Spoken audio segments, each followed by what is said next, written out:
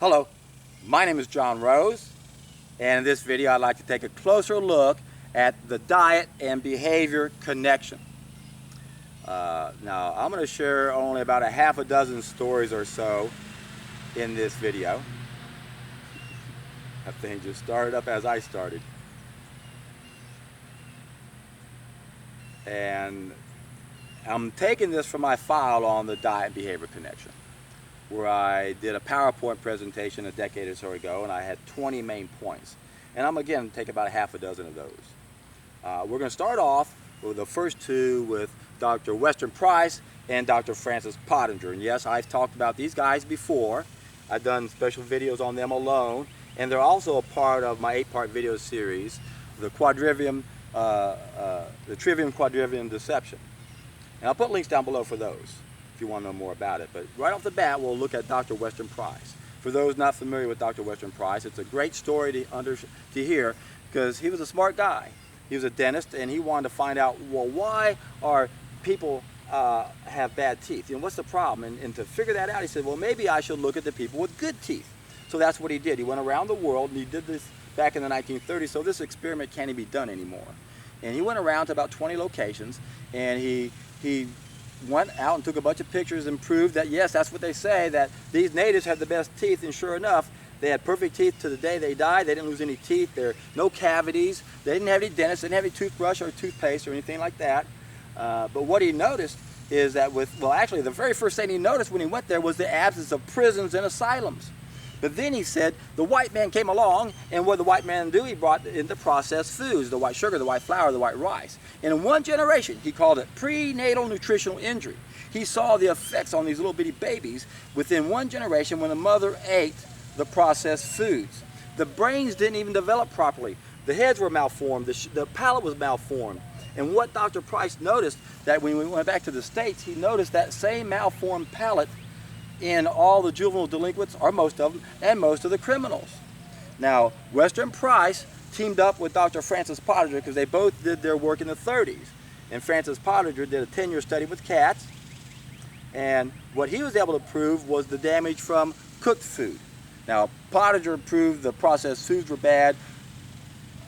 Price proved the processed foods were bad, and Pottenger proved the cooked foods were bad. They had the Price-Pottenger Foundation. Now, what's happened is that the Price Foundation has been taken over by controlled opposition. Now they're promoting the flaws in Weston Price's conclusions. Some of his conclusions were faulty, and I explained that more in those other videos. But then when we look in more detail at Francis Pottenger, what he did with these two groups of cats, he fed them the same foods, but he fed them the first one group the way they would eat it in nature, and the other group of cats, he made them eat it the way we eat it. He cooked it for them. The cats that ate the cooked food developed all the same types of problems humans have: the heart disease, the cancer, the diabetes, a lot of behavioral problems, the genetic defects. Every generation, the cats had less calcium in their bones. It went from 19% to 7% to 4%. Again, more birth defects every generation. He would put the cats back on the raw food, and it would change things. He even noticed behavioral problems. There was a role reversal between the males and the females. The female cats started acting like the male cats. They became mean, aggressive, and territorial.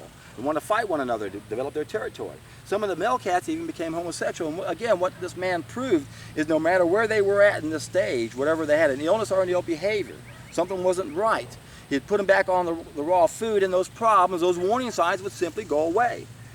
So once again, what we have is Dr. Price proving what processed foods will do. In one generation, the brains didn't develop properly. And with Pottenger, he proved that when you cook your food, in fact, he found that he couldn't even take the manure from the cats that ate cooked food and grow anything on it, which explains why we have the plague and measles and smallpox and all these other diseases that are related to filth that's outside of our body. If we were eating the right food, our waste matter wouldn't be as damaging to us. So again, what Francis Pottenger did is he could grow food using the manure from the cats that ate the raw food, but he couldn't with the cats that ate the cooked food. So again, those are two valuable lessons. They both proved that if you process foods that are unnatural or cook foods that are unnatural, you have unnatural behavior. Now, the next story I'd like to share comes from the Appleton, Wisconsin school district. And what they were able to show is that this school had a lot of problems with their mentally challenged kids, and had a lot of fights. They broke out in so many fights they had to have patrol officers patrol the halls and everything. And what they did at that school district, in this school system, is they took all the vending machines out, all the crap, all the stuff that they sell, the Cokes and the chips and stuff. They took the hamburgers and the French fries out of the cafeteria and replaced it with vegetarian meals. And within a very short period of time, they were an ideal school. They went from one of the worst to one of the best, just by taking out the junk, the processed foods and the animal products. Another story that illustrates this connection very obviously is a study they did a while back on the island of Mauritius. And they analyzed about 1,500 kids when they were 3 years old. They kept track of them. They looked at them when they were 8, 11, and 17. And sure enough, the malnourished kids were the ones that we had trouble with in every area. They're delinquents, they had criminals, they had all these problems. Now, there's another interesting story with Barbara Reed Stitt. Now, Barbara Reed Stitt, she might be a doctor. She was a probation officer for 20 years, and she went through 5,000 offenders. And what she did is she kept good records of what they ate. And she found the ones that were eating the junk, the sugar and the coffee and the processed foods and stuff, were the ones that kept going back and having more crimes. Another great story to tell is the one that Ann Wigmore shares in her book, Be Your Own Doctor. In fact, Joe Alexander shared that same story in his book, Raw Food Propagandist. And the story goes that this was a friend of Ann's. His name was John McDonald, I believe is his name. And he was raising mice for pet shops. And he was faced with a dilemma because the price of food was going to go up. And he didn't really know what to do, but he had a boarding house right next to him. And they said, hey, John, we'll tell you what we'll do. We'll give you our table scraps, and you can use that to feed your mice.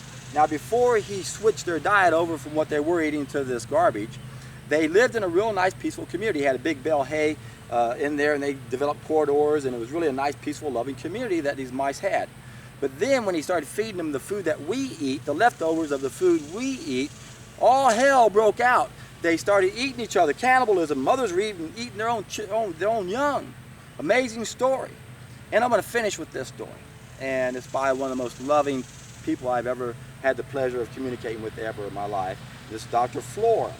And Dr. Flora was Dr. Ann Wigmore's assistant for the last 22 years of her life. And she shared a story with us one time where she said that within 10 to 14 days, when people would come out to the Hippocrates Health Institute, that you can see a total transformation from totally negative to totally positive. To being, every negative thing you can think of to all the great positive things you can think of, simply by eating better food, by correcting those 5 main mistakes. Remember, there's 5 main mistakes we're making that are causing most of our problems. And that doesn't just include the illnesses, it includes our ill behaviors. And they have to do with 5 things we mastered: the chemicals, the machines. So artificial, this is the bad food that's grown, conventional food. Then we have processed foods. Now we got plants. The agricultural revolution, we ate plants we're not biologically adapted to eat. A lot of people don't see all their problems go away when they just adopt the vegetarian diet because they're still making that mistake. They're eating plants that have anti-nutrients in it that you got to cook them to get rid of. And then we destroy the food. Of course, the second mistake we made, and one of the worst of all, is the eating of the animals. But the first one, the one that got it all started, was cooking of our food. Francis Pottenger proved that when you cook your food, you have illnesses, you have ill behaviors, you have birth defects. Every problem is connected to our diet in ways that we don't understand. Now, I'll give you one more. In fact, I thought of this one as I was talking, and I mentioned this one before. There was a Russian doctor who worked with 10,000 schizophrenics. And what he did is he put them on a water fast. And 65% of them were completely cured. And what they also found is that most of them had 5 times the 6-hydroxyscatal in their urine, which is a bowel toxin that only comes from eating meat. And that when they fasted and were healed, some of them had symptoms return if they went back to eating meat.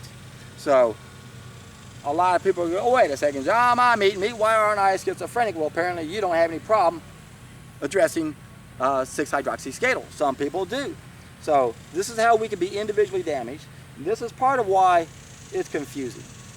because you say, oh, John, these 5 mistakes can't be mistakes. I'm making every one of them, and I don't have heart disease, I don't have cancer, I don't have diabetes, I don't have this disease or this disease or this disease. We have to understand these 5 main mistakes are at the root cause to literally hundreds of thousands of problems. And there's no way anyone can manifest every one of them, right? It's just like taking a drug, and they do a test on, or they do a trial on it, and they go, okay, here are the side effects. When you take this drug, 10% are going to have this symptom, and 10% this symptom, and 10% this symptom, and 10% this symptom. You can't have them all. But see, that's how it all affects us differently. So if you can understand how drugs have different side effects, then you can understand how something as simple as changing our diet can have all these side effects, and now it won't be so confusing. And I know that's what a lot of you guys are thinking if you're new to this, or if you never heard it, or you're trying to help someone. You can almost see their brains thinking, oh, you know, meat doesn't cause arthritis. I don't have arthritis. But guess what? In America, virtually everyone over 65 has arthritis in this country.